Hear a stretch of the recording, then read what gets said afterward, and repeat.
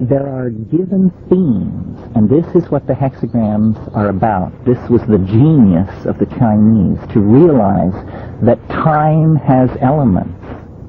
The orthodox, or let me put it this way, Western science had to go through a whole conceptual reformulation to realize that space is not simply where you put things.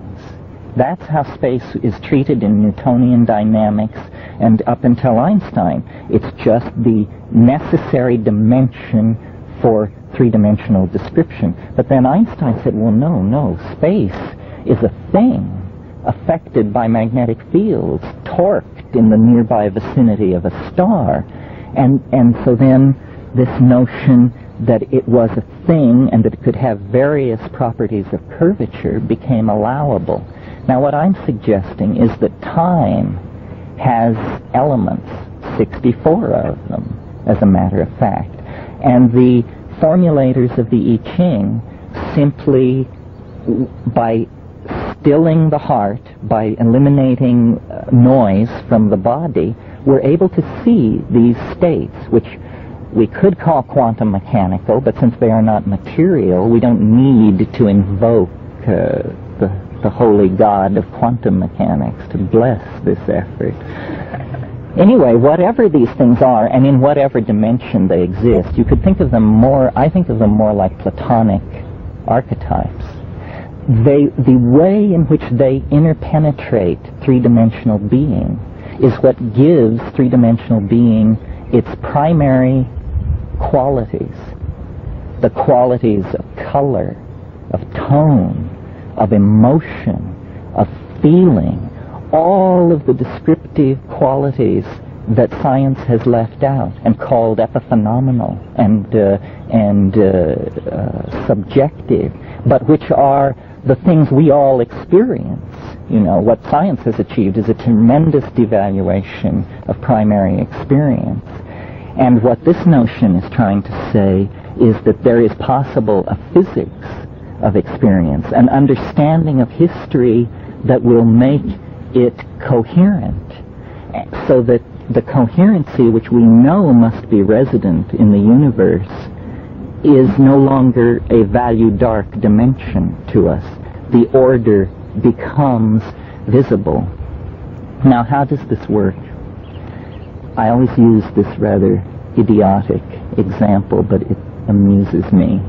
It's that if you find yourself in Hadrian's hamburger joint having a burger, there is a direct causal relationship between your doing that and the campaigns of the Roman Emperor Hadrian. You are in fact passing through the Hadrian analogic moment. Now, I think the only person who has really understood this to bedrock is probably James Joyce, who realized that a walk to the store is the Trojan War. It is the Trojan War. You cannot pass through a gate without passing through the gates of Thermopylae. You cannot, and so a notion like reincarnation or past lives is seen in a whole different light. What we are harmonic adumbrations of events in the past. Now, this comes fairly close to Rupert Sheldrake's notion, and we've talked a lot about this. What is absent in Rupert's scheme is an explanation of novelty. What he is saying is that the past has a tremendous influence on the future, that the very fact that something has happened sets up all following time for a higher likelihood of this thing happening. What I'm suggesting is that that's true, but that then the mystery of why there is novelty is solved by realizing that the way in which the morphogenetic field impinges upon reality is through a fractal expression. And there would be nothing surprising about this. fractal, the electromagnetic waves described by Maxwell's equation. That is essentially a fractal transform.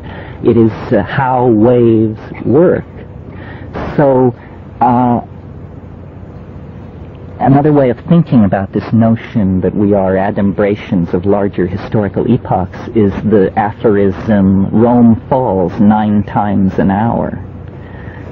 This is the idea, and it does. I mean, I always notice it. It's just there. We are very state-bounded in our self-observations, and we only tend to value what is relevant to profane existence and communication. So the fact that as you sweep the house, you notice Rome falling 9 times an hour, there's not much to say about it. It's just, I think weird things. I wonder if everybody thinks weird things. I think the answer is yes. And that not only does Rome fall 9 times an hour, but the Celts move out of Spain and into England 9 times an hour, and so forth. That really the present is an interference pattern caused by epochs in the past coming together to create a certain particular situation.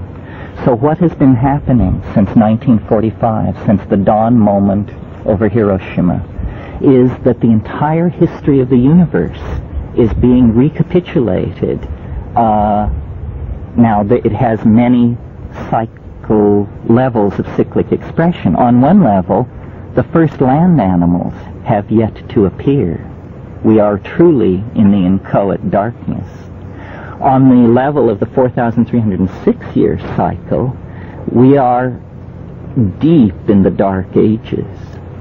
And on the basis of that, in the barbarians, the time when the barbarian hordes poured into Europe, the sacking of Eleusis and all that, I see punk culture as the harmonic response to the fact of this happening. On the basis of it, I would predict that in the late 80s, the new wave punk phenomenon will give way to an almost Gothic religious sensibility, which will be, in fact, a recapitulation of the early Middle Ages and feminine... Well, no. In the Mariological cults that found their expression at Chartres and places like that in the early 90s, we will have a feminist revival which will be slightly wrong-headed because it will make those same mistakes that those Gothic people made. We will not even reach the threshold of the Industrial Revolution until about 2003. So you see, the notion of us sitting around making sense of things is quite preposterous. I mean, we are still waiting for Newton, let alone for Maxwell and Einstein. We are not prehistory, except on the highest level. So this intensification will occur. Now, what is it leading to? This is the part, Christianity insists that the world will end, and that it will just roll up like a scroll, and the triumphant Christ will come to judge the living and the dead. Now, why do they believe that? Obviously, apocalypse haunts history like a ghost in the kind of cosmology I'm defining. There must be anticipations of it. The death of every human being is an anticipation of the apocalypse. The collapse of every empire. Any cessation is a part of the sensation. It is the archetype of the ending. So this knitting together, this compactification of novelty and connectedness, which is emanating out from the most densely compactified and connected thing in nature, which is the human cortex.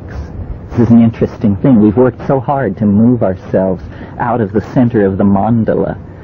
But the fact of the matter is, the most complex object in nature is the human brain. Curious.